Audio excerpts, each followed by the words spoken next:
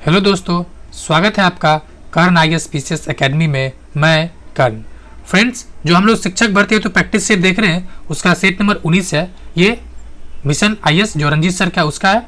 उसके अलावा जो किरण पब्लिकेशन का है उसका टोटल 20 सेट कंप्लीट किया जा चुका है विथ PDF कहाँ मिलेगा आपको? तो कर्ण IAS PCS एकेडमी के टेलीग्राम चैनल पे, जिसका लिंक आपको डिस्क्रिप्शन में दिया गया। क्वेश्चन नंबर 1, संयुक्त राष्ट्र महासभा के महासचिव की नियुक्ति किसके द्वारा की जाती है? तो सुरक्षा परिषद की सिफारिश पे महासभा के द्वारा, सुरक्षा परिषद की सिफारिश पे महासभा के द्वारा। और इसमें परमानेंट मेंबर कितना है? तो 5। इसको याद कैसे रखना है? तो पुतिन, जी हाँ, पुतिन जो रसिया का है, उसके लिए आपको याद क्या करना है? आपको पुतिन का फेस, F से फ्रांस, A से अमेरिका, C से चाइना और E से इंग्लैंड। बिहार से प्राप्त होने वाले अशोक के स्तंभलेख कौन सा नहीं है? तो जो रुम्बनदेह है ये नहीं है, बाकी लोरिया अरेराज, लोरिया नंदनगढ़ और रामपुरबा, ये सब पश्चिम चंपारण में जो प्राप्त हुआ है। क्वेश्चन नंबर 3, शेर खां बिहार के किस शासक का संरक्षक नियुक्त हुआ था? तो ऑप्शन बी, जलाल खां का नियुक्त हुआ था। बहार खां लोहानी 1522 ईस्वी में बिहार का शासक बना एवं सुल्तान की पदवी धारण करके दिल्ली सल्तनत से अपनी स्वतंत्रता की घोषणा कर देता है। ठीक है, ये किस वंश का है? तो शेरशाह नूहानी सूर्यवंश का है। शेरशाह जो है वो सूर्यवंश का है, ध्यान रखना है। क्वेश्चन नंबर 4, निम्नलिखित में से किस द्रव्य का उपयोग हड़प्पा काल की मुद्रा के निर्माण में मुख्य रूप से किया जाता था? तो ऑप्शन ए, टेराकोटा का उपयोग किया जाता था। हड़प्पा निवासियों के जीवन में व्यापार का बहुत ज़्यादा महत्व था। हड़प्पा पहली बात तो किस तरह सभ्यता था? तो नगरीय सभ्यता था। एक क्वेश्चन आता है हड़प्पा और सिंधु को लेके, तो सिंधु था, मतलब सिंधु हड़प्पा की है, यानी ये वैदिक सभ्यता कैसा था? तो ये ग्रामीण सभ्यता था। ये क्या था? ग्रामीण था, जबकि हड़प्पा जो था वो नगरीय था। और इसकी कुछ महत्वपूर्ण जैसे कि स्थल है मोहनजोदड़ो, लोथल, ये सब। क्वेश्चन नंबर 5, भूमि की श्रेणियों का चोल शिलालेख में उल्लेख के अनुसार जैन संस्थानों को दिया जाने वाला दान किस नाम से जाना जाता था? जाना जाता था पल्ली छंदम, पल्ली छंदम। ठीक है। क्वेश्चन नंबर 6, कह रहा निम्नलिखित मुगल भवनों में से किसके विषय में यह अनन्य विषय बताया जाती है कि वह लंबाई और चौड़ाई में बिल्कुल बराबर है? ये कौन सा है? तो ताजमहल है। जी हाँ, ताजमहल का गुंबद ऊंचाई और लंबाई में समान आकार का है और 35 मीटर का है। क्वेश्चन नंबर 7, किस प्रसिद्ध शासक ने कुतुब मीनार की निर्माण को पूरा करवाया था? तो पूरा करवाया था इल्तुतमिश। ध्यान दें फ्रेंड्स, इल्तुतमिश ने पूरा करवाया था। ठीक है, शुरुआत किया ऐबक ने, ठीक है, पूरा कराया इल्तुतमिश ने, और रिपेयर करवाया, मरम्मत करवाया फिरोज शाह तुगलक ने। क्वेश्चन नंबर 8, नूरजहां किस मुगल सम्राट की पत्नी थी? देखिए फ्रेंड्स, मैं एक बात बहुत स्पष्ट आपको कहना चाहता हूं कि आपके सिलेबस में नेशनल मूवमेंट दे रखा है, ठीक है, राष्ट्रीय आंदोलन दे रखा है। ये सब क्वेश्चन पूछेगा, इसकी संभावना कम है। एक सवाल और आपके मन में आया होगा, क्या मध्यकालीन से एक भी सवाल नहीं आएगा? आएगा, लेकिन वो बिहार के विशेष संदर्भ में आएगा। क्या आएगा? बिहार के विशेष संदर्भ में। ये सब प्रीवियस ईयर में दिया हुआ घटना चक्र का उठापटक करके दे दिया गया है, तो इसलिए सब क्वेश्चन आ गया है। यानी क्वेश्चन नंबर क्या कह रहा है? 8 का आंसर क्या होगा? 8 क्या होगा? सी, जहांगीर। जहांगीर किसका पुत्र था? तो जहांगीर था अकबर का। एक सेकंड फ्रेंड, किसका पुत्र था? अकबर का पुत्र था। बचपन का नाम इसका सलीम खां था। क्वेश्चन नंबर 10, अजमेर में किस सूफी संत की दरगाह है? तो यह है मोइनुद्दीन चिश्ती का। क्वेश्चन नंबर 11, खोज करता है और जो मार्ग चुना है, स्थान चुना है, उसको देखा जा रहा है। यानी देखते हैं किस किस मार्ग से कौन आया था। तो सबसे पहला कोलंबस है, यानी क्रिस्टोफर कोलंबस। इसका ABCD दे रखा होगा, जी हाँ, यानी क्रिस्टोफर कोलंबस। ये कहाँ से आया था? यह आया था 2 का 4 है, यानी समुद्री यात्रा पर विश्व भ्रमण के लिए, नहीं ये नहीं था, 1 होगा। दक्षिण अफ्रीका के सबसे दक्षिणी भाग के समीप समुद्री यात्रा, जी हाँ क्या होगा इसका, एक क्रिस्टोफर कोलंबस का होगा ए। उसके बाद डियाज है, बार्थोलिया मतलब बार्थोलोमी डियाज, ये क्या था, ये आया था, ये जो कोलंबस था ना, वो कोलंबस आया था स्पेन से चलकर अटलांटिक पार करते हुए पश्चिम की तरफ गया था। जी हाँ, ये पश्चिम की तरफ गया था, यानी एक का जो कोलंबस होगा वो स्पेन से चला था। उसके बाद कह रहा है कि डियाज है, ये कहाँ से था, तो ये चला था दक्षिण अफ्रीका के सबसे दक्षिणी भाग के समीप, यानी जो ये जो है ना दक्षिण अफ्रीका के, ये जो केप ऑफ गुड होप, जी हाँ इसको कहते हैं केप ऑफ गुड होप, यहाँ पे ये चलकर समीप यात्रा किया था। उसके बाद है मैगलन, तो मैगलन ये जो है समुद्री यात्रा विश्व भ्रमण के लिए निकला था, यानी इसका आंसर होगा 4, यानी मैगलन जो विश्व भ्रमण पर निकला था। और जो है वास्को डी गामा, ये तो आपको बताने की जरूरत नहीं है, दक्षिण अफ्रीका के सबसे दक्षिण भाग से घूमकर मालाबार तट पर पहुंचा था। जी हाँ, इसको एक्चुअली गुजराती व्यापारी मिल गया था, ठीक है, वही गुजराती व्यापारी बोला, ये पूछा वास्को डी गामा हमें भारत जाना है, बोला भारत, चलिए चलिए आपको ले चलते हैं, और पूरे भारत को लुटा दिया। कौन, तो गुजराती व्यापारी। नेक्स्ट, क्योंकि छोटा होने की वजह से थोड़ा दिक्कत हो जाता है। क्वेश्चन नंबर 11 क्या कह रहा है, क्वेश्चन 12 है, वास्को डी गामा ने भारत का समुद्री मार्ग आशा अंतरिक्ष द्वीप होकर ढूंढा और सबसे पहले पहुंचा, तो कहाँ पहुंचा सबसे पहले, कालीकट पे, ठीक है। और ये जो अगर आप केरल कभी यात्रा पर जाइएगा तो ये जो केरल का यहाँ पे पार्ट है कालीकट, यहाँ पे लिखा हुआ है कि वास्को डी गामा का आगमन, ठीक है, ये लिखा हुआ है, कभी अगर भ्रमण पर देखने का मौका मिले जरूर देखिए। तो ये पहुंचा था, ये जो कह रहा है ना समुद्री मार्ग अंतरिक्ष द्वीप आशा की किरण, यही गुड होप जो था, केप ऑफ गुड होप, ये जो अफ्रीका का ये जो पार्ट है यहाँ पर है। क्वेश्चन नंबर 13, गोवा, दमन और दीप का उपनिवेशीकरण मूलतः किया गया था, जो पुर्तगाली था इसने किया। और एक चीज इंटरेस्टिंग और है, जो पुर्तगाली है, ठीक है, यानी पुर्तगेज जो है सबसे पहले आया और सबसे लास्ट में जाता भी, यानी पहले आया और सबसे लास्ट में जाता भी है। अंग्रेज इसमें बार बार पूछता है, ये कितने नंबर पर आया, ये 3 नंबर पर आया, 3 नंबर पर। फ्रांस 4 नंबर पर। क्वेश्चन नंबर 14, अंग्रेजों के द्वारा भारत में अपना सबसे पहला कारखाना किस जगह पर या स्थल पर स्थापित किया गया था, तो सबसे पहले किया गया था सूरत। लेकिन यहाँ पे मैं एक चीज़ आपको ध्यान दिलाना चाहूँगा कि ये जो सूरत था ना ये अस्थायी था, ठीक है, मतलब हुआ कि जो पहला मछलीपट्टनम में जो कारखाना स्थापित किया था वो असफल हो गया, सूरत वाला, ठीक है, सफल हुआ, और जो 11 में हुआ था वो असफल हो गया। तो इस बात को आपको ध्यान रखना है कि अगर ऑप्शन में मछलीपट्टनम आए तो आपको वहाँ पर जाना है, या बारीकी से देखना है अस्थायी पूछ रहा है या अस्थायी पूछ रहा है।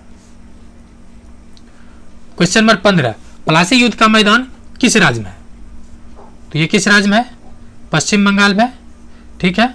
और ये कब हुआ था, तो 1757 में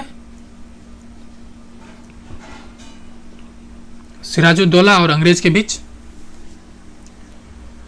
क्वेश्चन नंबर 16, शिवाजी के जीवन की प्रारंभिक कार्यस्थली कहाँ थी, तो ये था मावल प्रदेश, ठीक है, कहाँ पर है, तो मावल प्रदेश।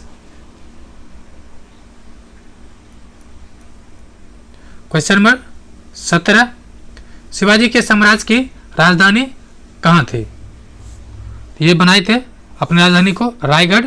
और स्वतंत्र रूप से कब इनका राज्याभिषेक हुआ, तो राज्याभिषेक हुआ है 1674 में, 1674 में। और उसी के बाद उन्होंने छत्रपति की उपाधि भी धारण करते हैं।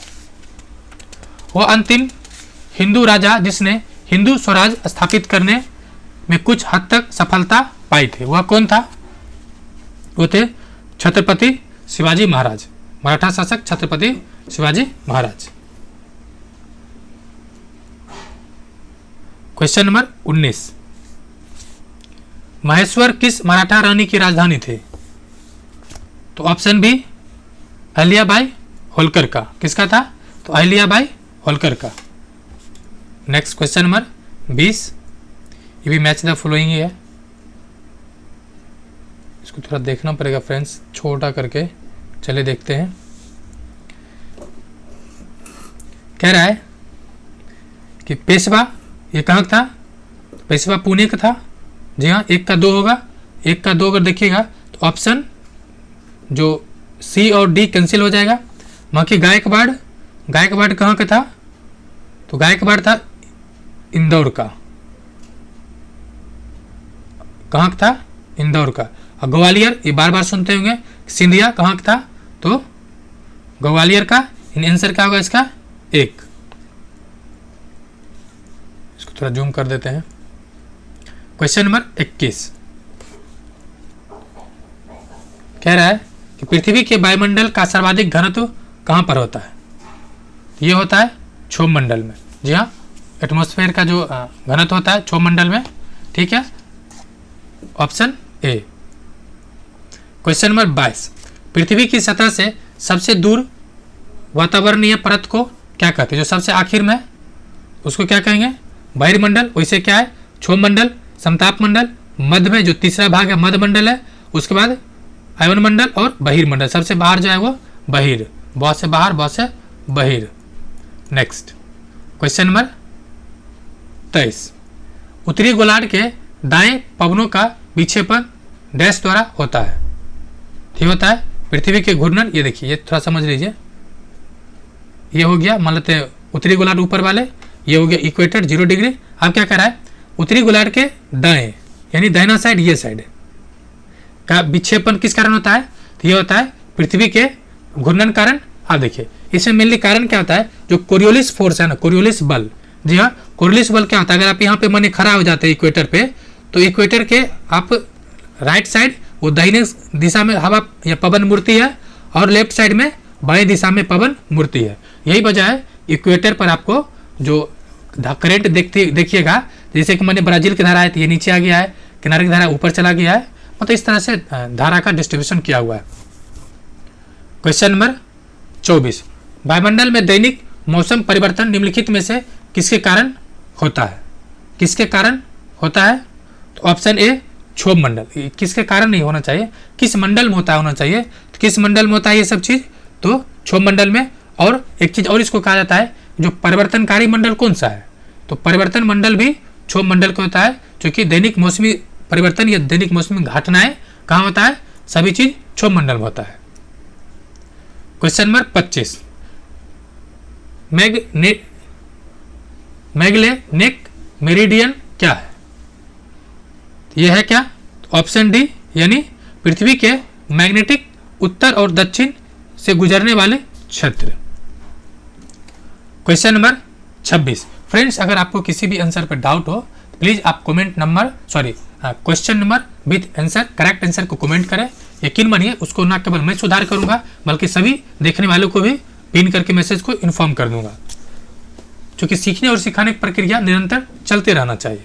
क्वेश्चन नंबर 26 भारत और पाकिस्तान के बीच अंतर्राष्ट्रीय सीमा रेखा यानी सीमा किसके द्वारा सीमांकित की गई थी, किसने ये किया था, तो जो बार बार सुनते आइएगा रेड क्लिफ लाइन, ये एक्चुअली रेड क्लिफ व्यक्ति का नाम था, इसी के आधार पर यह निर्धारित हुआ था। ठीक है, वही बात करें भारत और चीन का, तो मैकमोहन रेखा है, मैकमोहन के नाम पे था। ठीक है, और मैगी नोट रेखा है, तो जर्मनी और फ्रांस के बीच। ये देख लीजिए जर्मनी और जीएफ क्या है, तो फ्रांस। क्वेश्चन नंबर 27 तरबूज की बढ़िया वृद्धि होती है, तो ऑप्शन बी बलुआई मिट्टी में। जी हाँ, जो भी जायद फसल है जो अप्रैल के आसपास रोपा जाता है वो सब बलुआ मिट्टी में ही होता है। क्वेश्चन नंबर 28 हरित क्रांति पद का प्रयोग उच्च उत्पादन दर्शाने के लिए किया जाता है, किसके लिए, तो खाद्य उत्पादन के लिए। ऑप्शन देखते हैं, इसमें नहीं दिया है, इस साइड देखते हैं। ऑप्शन सी है प्रति हेक्टेयर कृषि उत्पादकता बढ़ाने। इसमें सर्वाधिक किसका विकास हुआ था हरित क्रांति से, तो पहले चावल हुआ, उसके बाद गेहूं का। जी हाँ, चावल और गेहूं। उसके अलावा एक सवाल और यहाँ से पूछा जाता है कि हरित क्रांति का कौन कौन से अपघटक है, तो हाई यील्डिंग वैरायटी सीड्स। ये ठीक हाई यील्डिंग वैरायटी सीड्स तो यह है, लेकिन उसके अलावा एक खाद ठीक है, खाद्य भी होगा और पानी भी। पानी मतलब सिंचाई व्यवस्था, यानी सिंचाई व्यवस्था भी इसमें महत्वपूर्ण कारक था, जो कि 66 बीपीएससी में या 65 में इस तरह से एक ऑप्शन भी दिया हुआ था। क्वेश्चन नंबर 29, पाक जलदस्यु मध्य किनको अलग करता है? ये अलग करता है भारत और श्रीलंका को, ये वाला पार्ट पर ये जो है पाक जलदस्यु मध्य है। क्वेश्चन नंबर 30, भारत के समीप सबसे छोटा समुद्री द्वीप कौन सा है? सबसे छोटा है option A Maldives. Question number 31, किस अवधि के दौरान खाद्यान्नों विशेषता गेहूं उत्पादन में बहुत वृद्धि हुई थी? ये हुआ था 1966। एक्चुअली ये पूछना चाह रहा है, ये जो हरित क्रांति यानी ग्रीन रेवोल्यूशन है वो किस समय हुआ था? तो 66-67 के आसपास शुरू हुआ है, तो इसी से ऑप्शन आपका डी निकल जाएगा। कह रहा है 32 नंबर, बेमेल को पहचानिए। तो बेमेल कौन सा है? मूंगफली बिहार, गलत है। चाय असम में फेमस है, नारियल केरल के लिए है और गन्ना उत्तर प्रदेश। मूंगफली बिहार में फेमस नहीं है। बिहार में क्या फेमस है?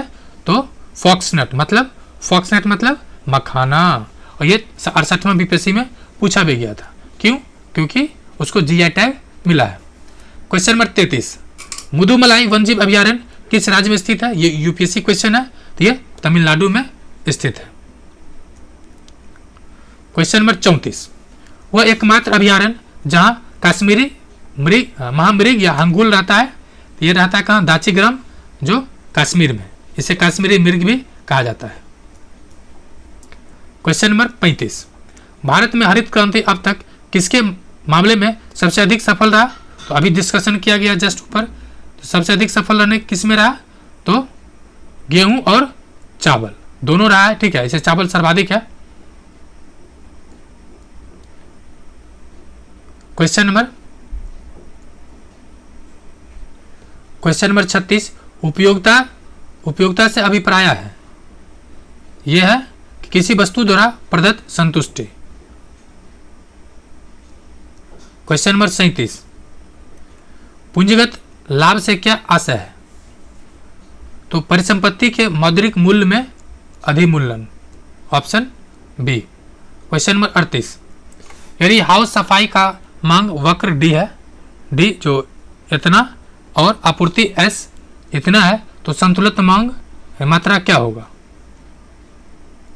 इसका आंसर होगा सी, ठीक है, 2400। अब देखिए इसका सिंपल फॉर्मूला है, जो संतुलित मांग होता है ना, संतुलित मांग जो होता है वो मांग और बराबर होता है आपूर्ति, यानी बैलेंस कब होगा? जब जितना डिमांड होगा उतना सप्लाई होगा, तो जो एडिशनल है उसको हटा दीजिए। क्वेश्चन नंबर 39, भारत में योजना आयोग कब आया था? ये क्वेश्चन लेटेस्ट में पूछा गया है, तो कब आया है? तो ऑप्शन सी 1950 में, ठीक है। इसके जगह क्या आ गया? नीति आयोग कब? 2015 में, 2015 में। क्वेश्चन नंबर 40, कारकों की निम्नतम लागत का संयोजन या उत्पादक के संतुलन को अब डैश वक्र और समलग्नता वक्र द्वारा प्रतिपादित किया जाता है। ऑप्शन ए है सम उत्पाद। क्वेश्चन नंबर 41, निम्न में से कौन राष्ट्रपति को उसके कार्य अवधि पूर्ण होने से पूर्व या पहले पदमुक्त करने की कार्रवाई को चालू कर सकता है? तो केवल और केवल कौन कर सकता है? Option A Lok Sabha. वैसे देखिए फ्रेंड्स, इसमें अगर ऑप्शन देखिएगा ना, ठीक है, ऑप्शन, तो इस ऑप्शन के अनुसार लोकसभा होगा। क्यों? देखिए सर्वोच्च न्यायालय करता ही नहीं है, आम आदमी कोई मतलब नहीं है, और संसद का सदस्य तो लोकसभा राज्यसभा दोनों है। यहाँ पर संसद होता, ठीक है, तो बात अलग होती, सांसद, ठीक है, लेकिन यहाँ पे चूंकि सांसद नहीं है, यहाँ पे ऑप्शन के अनुसार क्या होगा? लोकसभा। और इस महाभियोग पर जो प्रक्रिया उसकी चर्चा किस में है? अनुच्छेद 61 में। और अनुच्छेद 60 का संबंध किससे है? तो राष्ट्रपति जो शपथ लेता है ना, शपथ, जी हाँ, उसका अनुच्छेद 60 में है। क्वेश्चन नंबर 42, संसद के सदस्यों का वेतन और भत्ता कौन निर्धारित करता है? तो कौन निर्धारित करता है? तो ये संसद करता है। क्वेश्चन नंबर 43, शारदा अधिनियम किससे संबंधित था? भारतीय विवाह से संबंधित था। ये 30 में आया था, 1930 में। इसमें महत्वपूर्ण क्या हुआ, महत्वपूर्ण ये हुआ कि जो गर्ल्स का एज है उसको कर दिया गया था 14 और जो बॉयज़ का एज है वो कर दिया गया 18। कितना, 18 ईयर्स। क्वेश्चन नंबर 44,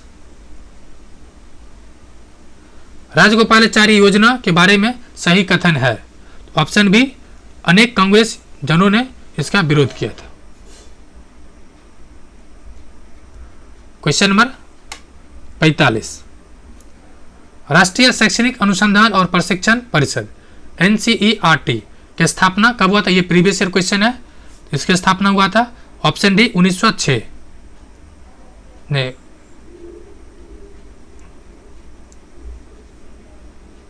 1961 होगा फ्रेंड्स, 6 नहीं 1961। क्वेश्चन नंबर 46, राज्य सूची के विषय पर संसद को कानून बनाने का शक्ति डैश में निहित है। राज्य सूची के विषय पर संसद को तो किस में निहित है? ऑप्शन डी, राज्यसभा को प्राप्त है। जी हाँ, राष्ट्रीय महत्व के किसी भी विषय पर अनुच्छेद 249 के तहत कानून बना सकता है। क्वेश्चन नंबर 47, संसद के दोनों सदनों में कार्यवाही को आरंभ या प्रारंभ करने के लिए कम से कम कितने सदस्यों की आवश्यकता होती है? 1/10 यानी ऑप्शन डी। ये व्यवस्था कहाँ से लिया गया है? वैशाली, बिहार की धरती वैशाली के यानी लिच्छवी गणराज्य था, वहाँ से कोरम गणपूर्ति का कॉन्सेप्ट आया। क्वेश्चन नंबर 48, किस लोकसभा अध्यक्ष ने मातोश्री पुस्तक लिखी? तो option A, Sumitra Mahajan. Question number 49, निम्नलिखित में से कौन विधायी सत्र के सत्रावसान के लिए अधिसूचना जारी करता है? तो ऑप्शन सी, राष्ट्रपति। देखिए, ये सत्र का सत्रावसान है, वही सत्र को स्थगन करना हो, ठीक है, ये कर सकता है स्पीकर, लेकिन सत्र को बंद करना या चालू करने का अधिकार राष्ट्रपति का, लेकिन रोकना मतलब आगे पीछे करना। क्वेश्चन नंबर 50, निम्न में से कौन राजनीतिक विधायिका से संबंधित है? ऑप्शन सी, वित्त विधेयक। क्वेश्चन नंबर 51, आवर्धक लेंस वास्तव में क्या होता है? तो उत्तल lens, option C. Question number 52, निम्नलिखित में से कौन सी तरंग ध्रुवित की जा सकती है, पोलराइज किया जा सकता है किसको? तो ऑप्शन डी, लाइट वेव को यानी प्रकाश तरंग को पोलराइज किया जा सकता है। क्वेश्चन नंबर 53, निम्नलिखित में से कौन सा रंग प्रकाश जब प्रिज्म से गुजरता है तो सबसे कम विचलित होगा? तो लाल सबसे कम विचलित होगा। आपको याद कैसे रखना है? लाल विचलित कम होता है, इसलिए इसको रेड सिग्नल में यूज किया जाता है, क्वेश्चन नंबर 54, वह एंजाइम जिससे दूध को दही में जमाया जाता है या दही में परिवर्तित किया जाता है, कौन सा एंजाइम है? तो ऑप्शन ए, रेनिन। कमेंट कर सकते हैं आंसर को। क्वेश्चन नंबर 55, प्रबल विद्युत अपघटक वह होता है जो प्रबल विद्युत अपघटक तो क्या होता है? उच्च सांद्रता पर आयन में विघटित हो जाता है, ऑप्शन सी। समपरासी विलयनों में डैश समान होता है, तो परासन दाब। क्वेश्चन नंबर 57, पक्षियों के अध्ययन को क्या कहते हैं? तो अरेथ्रोलॉजी कहते हैं। क्वेश्चन नंबर, रक्त का कैंसर किसी असमान वृद्धि के कारण होता है? तो ऑप्शन बी, WBC यानी श्वेत रक्त कणिका की वजह से होता है। क्वेश्चन नंबर 59, मानव शरीर की सबसे बड़ी मिश्रित स्रावी ग्रंथि कौन सा है? तो ऑप्शन सी, अग्नाशय है यानी पेनक्रियाज है। ये क्वेश्चन बीपीएससी 3 बार सिर्फ यही क्वेश्चन पूछा है अकेले पेनक्रियाज के बारे में। क्वेश्चन नंबर 60, पुरुष सेक्स हार्मोन कौन सा है? Option C, testosterone. और एक क्वेश्चन और पूछा था 66 में कि महिला सेक्स हार्मोन कौन सा है? ठीक है, तो एस्ट्रोजन है, लेकिन वहाँ पर ऑप्शन में था ऑक्सीटॉक्सिन, ऑक्सीटॉक्सिन भी था। ये नहीं होता है, ध्यान रखना है। क्वेश्चन नंबर 61, भारतीय राष्ट्रीय आंदोलन गर्मपंथियों के प्रभावाधीन आया। सवाल है कब? तो 1914 के बाद। 1914 के बाद।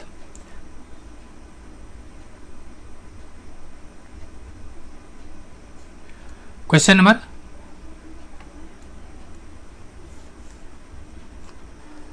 62 नंबर, भारतीय राष्ट्रीय सेना अर्थात इंडियन नेशनल आर्मी की स्थापना किस वर्ष हुआ था? तो 1943 में सुभाष चंद्र बोस जी ने इसका गठन किया था सिंगापुर में। क्वेश्चन नंबर 63, निम्नलिखित में से किस भारतीय नेता ने लंदन में प्रथम गोलमेज सम्मेलन में भाग लिया था? तो अंबेडकर जी होंगे? नहीं। तो ऑप्शन ए मौलाना मोहम्मद अली। कौन?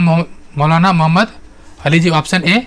एक सवाल और पूछा जाता है कि जो तीनों गोलमेज सम्मेलन में पार्टिसिपेट किए थे वो कौन थे? Doctor B R Ambedkar. Gandhi ji भी, गांधी जी सेकेंड गोलमेज सम्मेलन यानी द्वितीय राउंड टेबल कॉन्फ्रेंस हुआ था, उसमें गए थे कांग्रेस के प्रतिनिधि के तौर पे। क्वेश्चन नंबर 64, निम्नलिखित में से किस नेता ने 1906 ईस्वी में कोलकाता कांग्रेस अधिवेशन की अध्यक्षता किया था? ऑप्शन ए नहीं, ये गलत दिया हुआ है। तिलक जी कभी भी कांग्रेस का अध्यक्षता नहीं किए थे। ठीक है, 7 में किए थे, सूरत अधिवेशन हुआ था, इसमें दादा भाई नेहरू जी किए थे। तो 1906 में होगा गोपाल कृष्ण गोखले। तिलक जी कांग्रेस के एकमात्र शीर्ष नेता थे जो कभी भी कांग्रेस के अध्यक्ष नहीं बने थे। नहीं, 1906 में दादा भाई नेहरू जी ही थे। सॉरी, 1906 में दादा भाई नेहरू जी थे।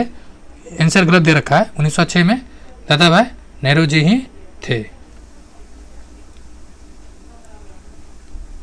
आंसर डी होगा, आंसर गलत दे रखा बुक में। Question number 65, individual civil disobedience यानी व्यक्तिगत सत्याग्रह किसने आरंभ किया? तो ये विनोबा भावे आरंभ किए थे।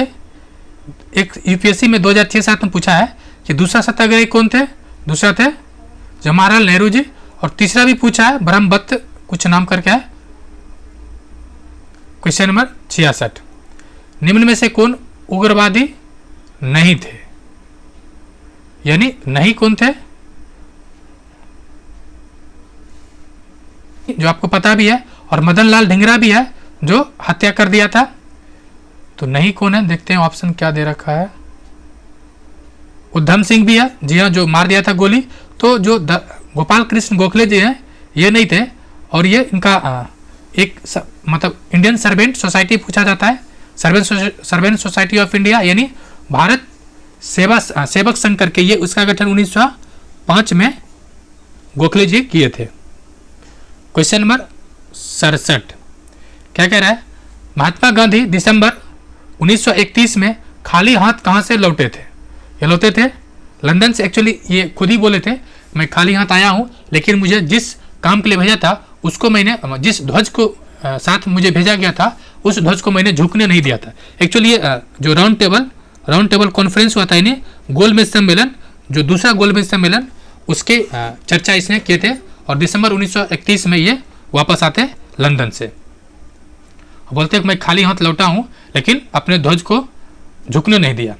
क्वेश्चन नंबर 68, गांधी इरविन समझौता पर हस्ताक्षर हुआ था। गांधी इरविन समझौता ये गोलमेज सम्मेलन से पहले हुआ था। कब हुआ था?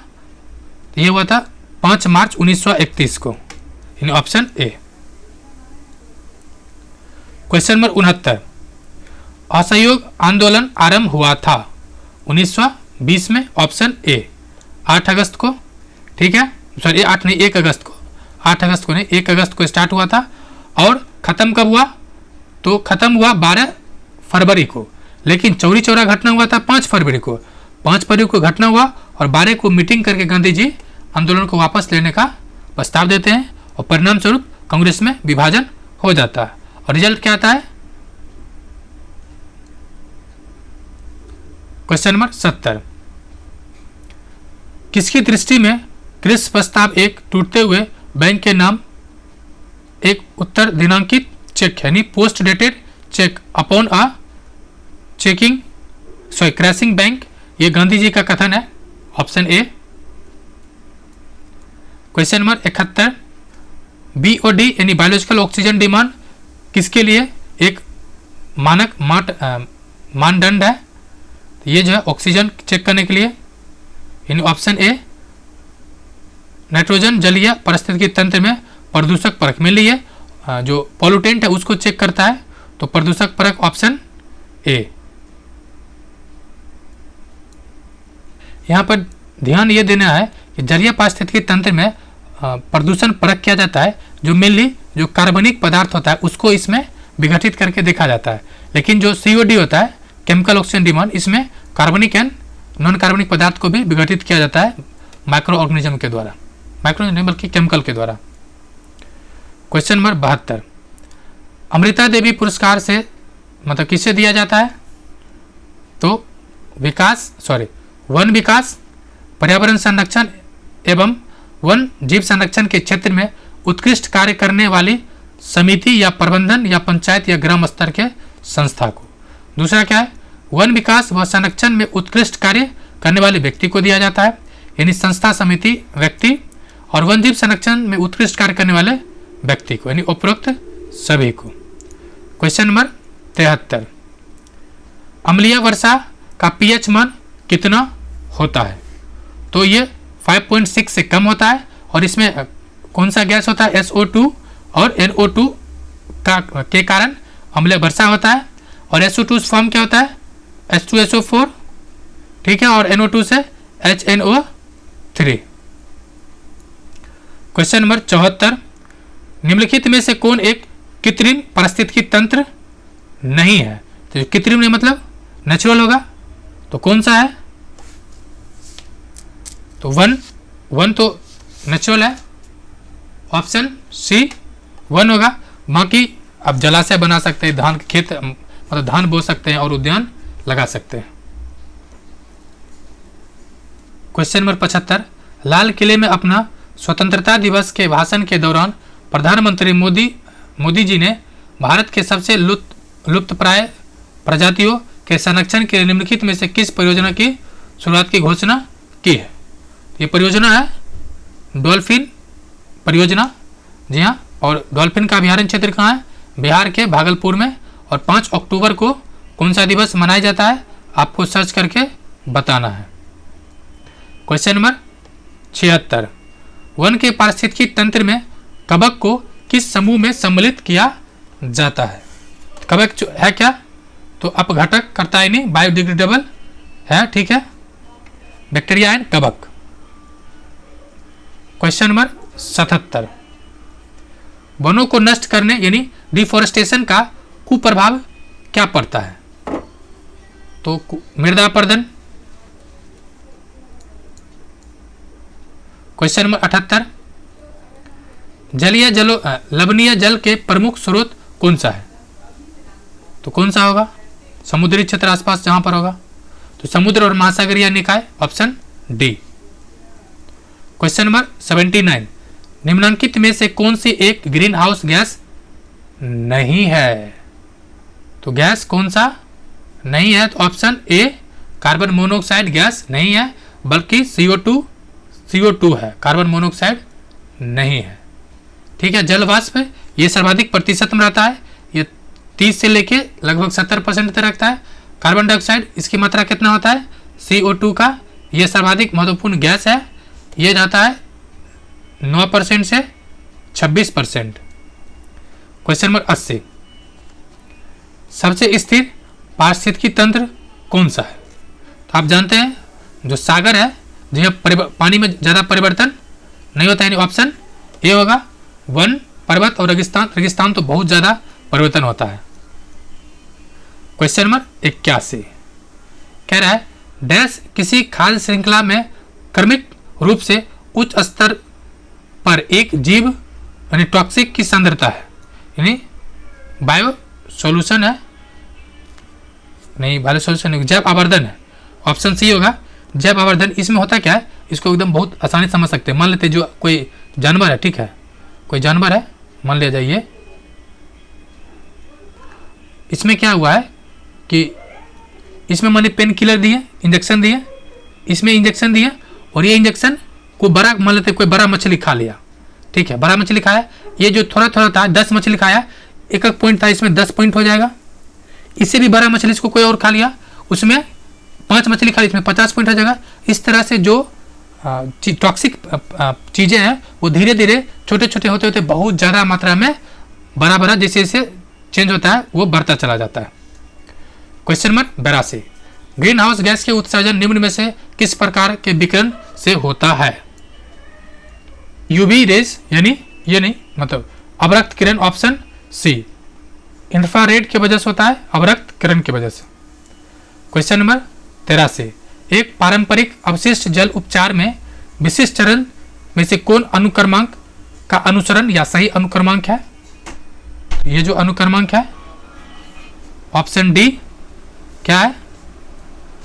अनुवीक्षण, अवसादन, वायवीय, ऑक्सीकरण, कीट शोधन, कीटाणु शोधन और निर्वहन, ऑप्शन डी।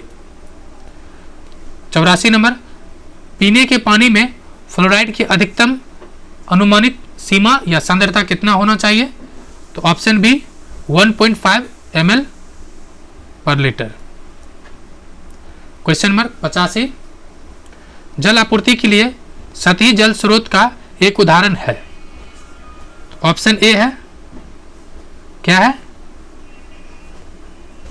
ज्वार नदमुख, एस्चुरीज। 85, देखो भुंजिया जल रहा है, वो छल। पानी के तापमान में वृद्धि के कारण वृद्धि के साथ घुलित ऑक्सीजन की सांद्रता डैश होता है, तो घटता जाता है। जी हाँ, जैसे उसमें कुछ और चीज मिलेगा तो पानी ऑक्सीजन की सांद्रता घटेगा ही। क्वेश्चन नंबर 87, सभी जीवों के लिए ऊर्जा का परम स्रोत है। तो सभी जीव क्या, पृथ्वी का, पूरे पृथ्वी पर ही, पृथ्वी क्या, सौर के जो मंडल है ना उसमें सबके लिए वही स्रोत है। 88 नंबर, अपनी वनस्पति, मिट्टी, जलवायु और अन्न नहीं बल्कि वन जीवन की विशेषता वाला एक बड़ा क्षेत्र कहलाता है।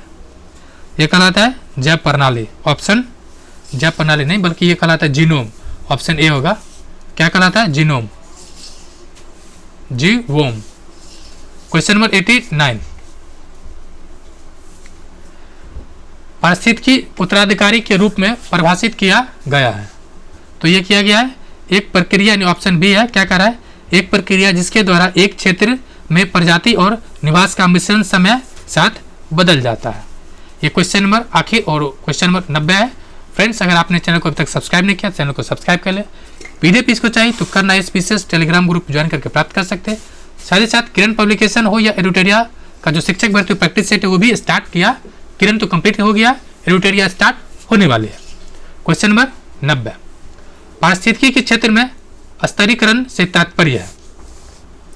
तो ये जो तात्पर्य है कह रहा है पारिस्थितिकी तंत्र की, ऑप्शन डी है, पारिस्थितिकी तंत्र के विभिन्न परतों यानी स्तरों में विभिन्न प्रजातियों का लंबवत वितरण। यानी ये जीके जीएस कंप्लीट हो गया। बाकी बचा मैथ रीजनिंग, जिसका आपको पीडीएफ सॉल्यूशन इसी ग्रुप में शेयर किया जा चुका है। जी हाँ, देखिए आपका मैथ का सॉल्यूशन दिख रहा होगा। तो वीडियो देखने के लिए शुक्रिया एंड जय हिंद फ्रेंड्स।